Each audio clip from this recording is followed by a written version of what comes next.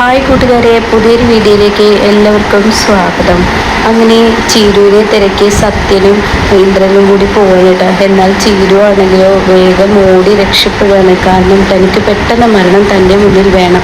തനിക്ക് ഇനി ജീവിക്കുന്നതിൽ അർത്ഥമില്ല. തൻ്റെ കുഞ്ഞുങ്ങളും കൂടി ഈ വിനയൻ എന്ന ആളുടെ കൂടെ ഉണ്ടായാൽ അവരും ബലിയേടാവുമെന്ന് മനസ്സിലാക്കി ചീരു നേരെ പോകുന്നത് റെയിൽവേ ട്രാക്കിലോട്ടാണ് കേട്ടോ. അങ്ങനെ റെയിൽവേ ട്രാക്കിലോട്ട് ഇങ്ങനെ ചീരു കടന്നു പോകുന്നുണ്ട്. ഇതേ സമയം ഇന്ദ്രനും സത്യനും കൂടി പെരുവഴിയിലൂടെയൊക്കെ നടന്നു നോക്കുകയാണ്. ഒരുപാട് വഴികളിലൂടെ അവർ കടന്നു പോകുമ്പോഴും അവിടെ ഒന്നും ചീരുവിനെ കാണില്ല കേട്ടോ. ചീരുവിൻ്റെ റോഡിലൂടെ അവരുടെ വീട്ടിലോട്ട് ചെല്ലുകയാണ്. ഈ സമയം സത്യനാണെങ്കിൽ നല്ല ടെൻഷനുണ്ട്. അങ്ങനെ സത്യനും ഇന്ദ്രനും കൂടി നേരെ വിനയൻ്റെ വീട്ടിലോട്ട് ചെല്ലുകയാണ് കേട്ടോ. ഇതേ സമയം വിനയനാണെങ്കിൽ കുടിച്ചിലൊക്കെ കേട്ട് അവിടെ ഇങ്ങനെ കിടക്കുന്നുണ്ടാവും. അങ്ങനെ വിനയനെ കണ്ട ഉടൻ തന്നെ അവിടെ ഇന്ദ്രൻ ചോദിക്കും, എടാ വിനയ എന്ന് പറഞ്ഞ് വിളിക്കുമ്പോൾ അവൾ പോയിരിക്കുന്ന അവൾ പോട്ടെ, അവളുടെ പേരട്ട കുഞ്ഞുങ്ങളെ എൻ്റെ അടുത്തോട്ട് ഇട്ടിട്ടാണ് പോയിരിക്കുന്നത് എന്നൊക്കെയുള്ള വാക്കുകളൊക്കെ കേൾക്കുമ്പോൾ ഇന്ദ്രൻ വല്ലാതെ ദേഷ്യം പിടിക്കാനായിട്ട്. അങ്ങനെ ഇന്ദ്രൻ പറയാണ്, എത്രയോ കിലോമീറ്ററുകൾ ദൂരെയുള്ള അവിടുത്തെ അച്ഛനെ വിളിച്ചു പറയാൻ ഇവന് കഴിഞ്ഞു, ഭാര്യയുടെ അച്ഛനെ വിളിച്ചു പറയാൻ ഇവന് കഴിഞ്ഞു. എന്നാൽ ഇവൻ്റെ ഭാര്യ, അതും ഗർഭിണിയായി നിറവേറോടുകൂടി നിൽക്കുന്ന മാസം തികഞ്ഞു നിൽക്കുന്ന നിന്റെ ഭാര്യ ഈ വീട്ടിൽ നിന്ന് ഇറങ്ങിപ്പോയിട്ട് നീ അവൾ എവിടെയൊന്നും അന്വേഷിക്കാതെ എന്ത് നികൃഷ്ട ജീവിയാടാ എന്നൊക്കെ പറഞ്ഞ് വിനയൻ സംസാരിക്കുകയായിട്ടാ. പക്ഷെ വിനയൻ്റെ ഇന്ദ്രൻ്റെ കഴിഞ്ഞ കഥകളൊക്കെ ഇന്ദ്രൻ മറന്നിരിക്കുകയാണ്. ഇതേ സമയം സത്യം പോലെ അന്തം വിട്ട് പോവാണ്. അങ്ങനെ സത്യനാണെങ്കിൽ അധികം സംസാരിക്കാൻ കഴിയുന്നില്ല. കാരണം താൻ സംസാരിച്ചു കഴിഞ്ഞാൽ തീർച്ചയായും താനും ചീരവും തമ്മിലൊരു പ്രശ്നമുണ്ടാവുമെന്ന് അറിയുന്നത് കൊണ്ട് തന്നെ സത്യൻ അവിടെ മിന്നാതെ നിൽക്കുകയായിട്ടാ. അപ്പോൾ ലതികയോട് ചോദിക്കാണ്, നിങ്ങളും കൂടി ഇതിനെ സപ്പോർട്ട് ചെയ്തിരിക്കുകയാണ്. നിങ്ങൾ എന്തിനാണ് ഒരു പാവം പെണ്ണ് ഇവിടെ നിന്ന് ഇറങ്ങിപ്പോയപ്പോൾ നിങ്ങളുടെ മകനെ തിരയാൻ പറയാതെ? അപ്പോൾ ഉടൻ തന്നെ ലതിക പറയാണ്, എൻ്റെ കുഞ്ഞ് എങ്ങോട്ടാണ് പോയതെന്ന് അറിയില്ല, എൻ്റെ മകൻ തന്നെയാണ് ഇവൻ. പക്ഷെ പറയാതെ ഇവൻ്റെ ക്രൂരതകൾ സഹിക്കിട്ട് എൻ്റെ കുഞ്ഞ് എങ്ങോട്ടേക്കാണ് പോയിരിക്കുന്നത് നിങ്ങൾ കണ്ടെത്തി തരണം. എനിക്ക് ആരോടും പറയാനില്ല. ഇവനെൻ്റെ മകനാണെന്ന് പറഞ്ഞിട്ട് കാര്യമില്ല. ഇവനെ പോലെ വൃത്തികെട്ടവൻ എവിടെയും ഇല്ല എന്നൊക്കെ പറയട്ടെ. അപ്പോൾ ലംബോദരൻ പറയുന്നത് ശരിയാണ്. വിനയൻ എന്ന് പറയുന്നവൻ നന്ദിയില്ലാത്തവനാണ്. ചീരു പാവം, അവന് വേണ്ടി ഒത്തിരി കഷ്ടപ്പാടുകൾ, വേദനകൾ, യാതനകളൊക്കെ സഹിച്ചിട്ടുണ്ട്. എന്നിട്ടും ഇവൻ അവളെ ക്രൂരമായി പീഡിപ്പിക്കുകയും ചെയ്തിട്ടുള്ളൂ. അതുകൊണ്ട് നിങ്ങൾ എങ്ങനെയെങ്കിലും കണ്ടെത്തി തരൂ എന്നൊക്കെ പറഞ്ഞിട്ട് ലതിക പൊട്ടിക്കരയണിട്ടോ. ഈ കരച്ചിൽ കേൾക്കുമ്പോൾ ഇന്ദ്രൻ, സത്യ വാ, നമുക്ക് ചീരുവിനെ എങ്ങനെയെങ്കിലും കണ്ടെത്തണം. ചീരു അധിക ദൂരമൊന്നും പോയിട്ടുണ്ടാവില്ല. എന്തായാലും നമുക്ക് ഈ ഒരു വഴിയിലൂടെ അങ്ങോട്ടും ഇങ്ങോട്ടൊക്കെ പോയി നോക്കാം എന്ന് പറയുമ്പോൾ എനിക്ക് ഉറപ്പ് എൻ്റെ കുഞ്ഞ് ജീവിതം അടുത്ത് ഒരുപക്ഷെ മരണത്തിലോട്ട് പോകുമോ എന്നൊരു പേടി എന്ന് പറയുമ്പോൾ സത്യൻ്റെ ഉള്ളു പിടയാണ് കേട്ടോ. ഈശ്വര, എൻ്റെ ചീരു, ഞാനൊരു കാലത്ത് ജീവനെ തുല്യം സ്നേഹിച്ചിരുന്ന എൻ്റെ ചീരു എന്നുള്ള ആ ഒരു ടെൻഷൻ സത്യൻ്റെ ഉള്ളിൽ വരികയാണ്. കാരണം തൻ്റെ പിടിപ്പുകേട് കൊണ്ട്, തൻ്റെ കഴിവുകേട് കൊണ്ട്, മറ്റുള്ളവരുടെ സ്നേഹം മാത്രം മാനിച്ച് താൻ വേണ്ടെന്ന് വെച്ചത് കൊണ്ടാണോ ഇന്ന് ചീരുവിന് ഇങ്ങനെയൊരു ദുർവിധി വന്നത് എന്ന ചോദ്യം തൻ്റെ ഉള്ളിലൂടെ ഇങ്ങനെ പിടയാണ് കേട്ടോ. പിന്നീട് ഇന്ദ്രനും സത്യനും കൂടി അവിടെ നിന്നും പെട്ടെന്ന് ഇറങ്ങുകയാണ്. അങ്ങനെ ഇന്ദ്രനും സത്യനും അവിടെ നിന്നും ബൈക്ക് എടുത്ത് ഓരോ വഴികളിലൂടെ ഇങ്ങനെ നോക്കിക്കൊണ്ടിരിക്കുകയാണ്. എന്നാൽ രഘുവിൻ്റെ ഉള്ളിലാണെങ്കിലോ അമ്മാവനെ ഭക്ഷണം കഴിക്കാൻ വിളിച്ചിട്ടും വരുന്നില്ല. അമ്മാവനാണെങ്കിലോ പാത്രത്തിൽ ഇരിക്കുന്ന ഭക്ഷണം എടുത്ത് കഴിച്ചിട്ടില്ല. അപ്പോൾ അമ്പിളിയോട് പറയുന്നുണ്ട്, എടി അമ്പിളി, നിൻ്റെ അച്ഛൻ ഭക്ഷണം കഴിച്ചിട്ടില്ല, അമ്മാവൻ ഭക്ഷണം കഴിച്ചിട്ടില്ല, നീ ഒന്ന് വിളിക്കായിരുന്നില്ല. ആര് പറഞ്ഞു? അമ്മാവൻ ഭക്ഷണം കഴിച്ചിട്ടൊക്കെ ഉണ്ട്, നിങ്ങൾക്ക് തന്ന ഭക്ഷണം കഴിക്കൂ എന്ന് പറഞ്ഞ ഉടൻ തന്നെ പറയണേ, ഇല്ല എൻ്റെ ഇല്ല, അമ്മാവൻ കഴിക്കാത്തതുകൊണ്ട് എനിക്ക് കഴിക്കാൻ. രഘുവേട്ട, ആവശ്യമില്ലാത്ത കാര്യങ്ങളിൽ നിങ്ങൾ ഇടപെടേണ്ട. ഇവിടെ 2 അടുക്കളയാക്കി മാറ്റിയത് അച്ഛൻ തന്നെയാണ്.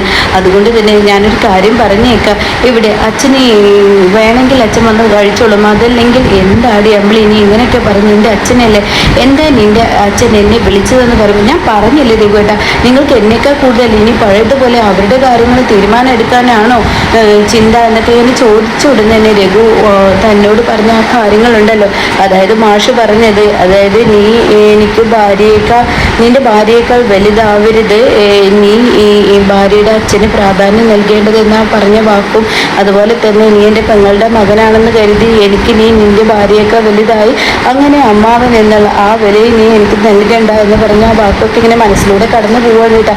അങ്ങനെ ഈ സമയം രഘു ആണെങ്കിൽ ഈശ്വര, ഞാൻ വല്ലാത്തൊരു ഗതികേടിലാണല്ലോ പെട്ടത് എന്ന് രഘുവിനെ ചിന്തിക്കുമ്പോൾ മാഷ ലാസ്റ്റാണെങ്കിലോ തൻ്റെ ഫോണും പിടിച്ച് മാഷ് പൊട്ടിക്കരയണം. ഈശ്വര, ഈ വീട്ടിൽ ഒരാളുണ്ടായിട്ടും എനിക്ക് എൻ്റെ മകനോടൊന്ന് തുറന്നു പറയാൻ കഴിയുന്നില്ലല്ലോ, എൻ്റെ കുഞ്ഞെന്താ ഇങ്ങനെ മാറിയത് എന്നുള്ള ആ ഒരു നിസ്സഹായാവസ്ഥയിൽ പൊട്ടി കരയണം കേട്ടോ മാഷെ. നിർവയറോടുകൂടി മാസം തികഞ്ഞു നിൽക്കുന്ന ഒരു പെണ്ണ് അവിടെ നിന്ന് ഇറങ്ങിപ്പോയി കഴിഞ്ഞാൽ തീർച്ചയായും എൻ്റെ കുഞ്ഞ് എന്തോ പ്രശ്നം ഉണ്ടായിരിക്കുന്നു, വിനയം പഴയ സൈക്കോ വിനയം തന്നെ ആയിരിക്കുന്നു എന്നൊക്കെയുള്ള ആ പേടിയിൽ മാഷ് ഇങ്ങനെ കരയാനായിട്ടോ. എനിക്ക് ദൈവമേ നിന്നോട് തന്നെ പറയാനുള്ള ആരുമില്ല എൻ്റെ കുഞ്ഞിനെ രക്ഷിക്കാൻ എന്നൊക്കെ പറഞ്ഞ മാഷ് കരയുന്നു. എന്നാൽ ഈ സമയം ഇവിടെ രാമനാഥനെയാണ് കാണിക്കുന്നത്. അങ്ങനെ രാമനാഥനാണെങ്കിലോ ഇങ്ങനെ ശബരി ഏകദേശം വരാറായിട്ടുണ്ട്. അപ്പോൾ ശബരിയേട്ടനോട് കാര്യങ്ങൾ പറയണം. അപ്പോൾ അവിടെ തന്നെ പറയുന്നുണ്ട്, ഇതിപ്പോൾ ആരോടൊന്നും പറഞ്ഞിട്ട് കാര്യമില്ല, കന്യാശ്ശേരി മനയിൽ ഇങ്ങനെയുള്ള സ്വർണ്ണാഭരണങ്ങളായിരിക്കും പെൺകുഞ്ഞുങ്ങൾക്ക് കൊടുത്തിട്ടുണ്ടാവുക. അത് കേട്ട രാമനാഥൻ പറയണേ, ഇതിലെന്തോ ചതി പറ്റിയിരിക്കുന്നു. കന്യാശ്ശേരി മനയെ എല്ലാവർക്കും അറിയുന്നതല്ലേ, അവർ പേര് കേട്ട ആളുകളാണ്, അവരൊരിക്കലും ഇങ്ങനെ ഒരു ചതി ചെയ്യില്ല. ദേവികയമ്മയും ഈ പറയുന്ന ലക്ഷ്മിയുടെ അച്ഛനൊന്നും ഇങ്ങനെ ഒരു ചതി ചെയ്യില്ല. അപ്പോൾ അതിനർത്ഥം തീർച്ചയായും ഇവിടെ എന്തോ ചതി നടത്തിയിരിക്കുന്നു. അപ്പോൾ ദയ പറയുന്നുണ്ട്, ഇതിനെക്കുറിച്ച് അന്വേഷണം ഞാൻ നടത്തും. അപ്പോൾ ഉടൻ തന്നെ ദയോട് രാമനാഥൻ പറയണേ, എന്തിൻ്റെ പേരിലാണെങ്കിലും നീ ആ സുശീലയുടെ അടുത്ത് ഇങ്ങനെയുള്ള കാര്യങ്ങൾ ചെയ്യേണ്ടായിരുന്നു. അയ്യോ, ഞാൻ സുശീലയുടെ അടുത്ത് നിന്ന് ഒരു കാര്യം പറഞ്ഞിട്ടില്ലല്ലോ അച്ഛാ എന്ന് ദയ പറഞ്ഞു ഉടനെ, അല്ല നീ അനുപമയുടെ അടുത്ത് ചെന്ന് പറഞ്ഞത് കൊണ്ടാണല്ലോ ഇപ്പോൾ സുശീലയ്ക്ക് നിന്നോട് വെറുപ്പും ദേഷ്യമൊക്കെ വന്നത്, ഈ വീട്ടിലോട്ട് കയറി വന്നത് എന്നൊക്കെ ഇങ്ങനെ പറയുമ്പോൾ ഉടൻ തന്നെ ദയ പറയാണ്, അവർക്ക് എന്തെങ്കിലും ഒരു കാരണം കിട്ടാൻ വേണ്ടി കാത്തിരിക്കുകയാണ്. ഒരു കണക്കിന് എൻ്റെ അനുചേച്ചി അവർക്ക് ആ കട വിട്ടു കൊടുക്കാതിരിക്കുന്നേ നല്ലത്. കാരണം എൻ്റെ അനുചേച്ചിക്ക് ജീവിത മാർഗ്ഗമില്ല, അവരുടെ മകനെ കൊടുക്കുന്നില്ല, പിന്നെ എൻ്റെ അനുചേച്ചിക്ക് ജീവിത മാർഗം വേണമെന്നുണ്ടെങ്കിൽ ആ കട ഉണ്ടായിക്കോട്ടെ, അതെനിക്ക് നല്ല നിമിത്തമായിട്ടാണ് തോന്നുന്നതെന്ന് പറയുമ്പോൾ, നിങ്ങളുടെ അച്ഛനെയൊക്കെ നിങ്ങൾ ഓർക്കണം. നിങ്ങളുടെ അച്ഛൻ്റെ മനസ്സിൻ്റെ ടെൻഷൻ, പെൺമക്കളുള്ളതിൻ്റെ പേര് നിങ്ങളുടെ അച്ഛൻ അനുഭവിക്കുന്ന വേദനകൾ എന്താണെന്ന് നിങ്ങൾ അറിയണമെന്നൊക്കെ അതിന് പറയണം കേട്ടോ. ഈ സമയമാണെങ്കിലോ ചിരുവിനെയാണ് കാണിക്കുന്നത്. ചിരു റെയിൽവേ ട്രാക്കിലോട്ട് ഇങ്ങനെ വന്നുകൊണ്ടിരിക്കുകയാണ്. ഒരു ഭാഗത്തു നിന്ന് ട്രെയിൻ ഇങ്ങനെ വരുന്നുണ്ട്. അപ്പോൾ ചീരു ആ റെയിൽ പാളത്തിലോട്ട് ഇങ്ങനെ കയറുകയാണ്. അങ്ങനെ ചീരു മരണം മുന്നിൽ കാണുന്ന തൻ്റെ മുന്നിൽ ഇനി ഒന്നുമില്ല, അച്ഛാ ഞാൻ പോകുന്ന അച്ഛാ, എനിക്കിനി ജീവിക്കാൻ കഴിയുന്നില്ല. എൻ്റെ അച്ഛനോട് ഈ അവസാന നിമിഷങ്ങളിൽ എനിക്ക് ഇങ്ങനെയൊക്കെ പെരുമാറേണ്ടി വന്നത് ആ മനുഷ്യൻ നേരാവുമെന്ന് കരുതിയാണ്. പക്ഷേ എൻ്റെ അച്ഛനോട് പോലും ഞാൻ പാപം ചെയ്തു, അതിനുള്ള ശിക്ഷ എനിക്ക് കിട്ടി. അതുകൊണ്ട് ഉള്ളിൽ മനസ്സിൽ വേദനയുണ്ടായിട്ടും ആ മനുഷ്യനൊപ്പം നിന്നത് ഇതുകൊണ്ട് മാത്രമാണ് അച്ഛാ. ഇനി ഈ ചീരു ജീവിച്ചൊരുക്കുന്നിടത്തോളം കാലം അച്ഛന് മനസ്സിന് സമാധാനം എന്തെന്ന് അറിയാൻ കഴിയില്ല. എന്നെ ഓർത്ത് അച്ഛൻ ഏത് കാലത്തും ദുഃഖിക്കേണ്ടി വരും, അതിലും നല്ലത് മരണമാണ് എൻ്റെ മുന്നിൽ എന്ന് പറഞ്ഞിട്ട് ചീരു മരണം മുന്നിൽ കണ്ട് തന്നെ ചീരു അവിടെ ആ റെയിൽവേ ട്രാക്കിൽ കയറി നിൽക്കണം കേട്ടോ. ഈ സമയം ട്രെയിൻ ഇങ്ങനെ വരുന്നുണ്ട്. ട്രെയിൻ അരികത്തോട്ട് എത്തുന്ന മരണം മുന്നിൽ കാണുന്ന ചീരു അടുത്തോട്ട് എത്തുമ്പോൾ ചീരുവിൻ്റെ നെഞ്ചിങ്ങനെ ഇടിച്ചു തുടങ്ങുന്നുണ്ട് കേട്ടോ. തൻ്റെ ഉള്ളിൽ ആകെ പേടി തുടങ്ങുന്നത്. ചീരുവിന് ഇങ്ങനെ തൻ്റെ കുഞ്ഞുങ്ങൾ തൻ്റെ മനസ്സിലൂടെ ഇങ്ങനെ കിടന്ന് കരയുന്ന ആ ശബ്ദം കേൾക്കുന്നത്. അപ്പം തൻ്റെ രണ്ട് പെൺകുഞ്ഞുങ്ങളോട് അതുപോലെ തന്നെ വയറ്റിൽ കിടക്കുന്ന കുഞ്ഞിനോട് ചീരു സോറി പറയാണ്, മക്കളെ എനിക്ക് നിങ്ങളെ വിട്ടു പോവേണ്ടി വരുന്നു, എൻ്റെ വയറ്റിൽ കിടക്കുന്ന കുഞ്ഞിൻ്റെ മുഖം എന്തെന്ന് പോലും ഞാൻ കണ്ടിട്ടില്ല, എങ്കിലും കൂടി ഞാൻ മരണത്തിലോട്ട് പോവാണ്.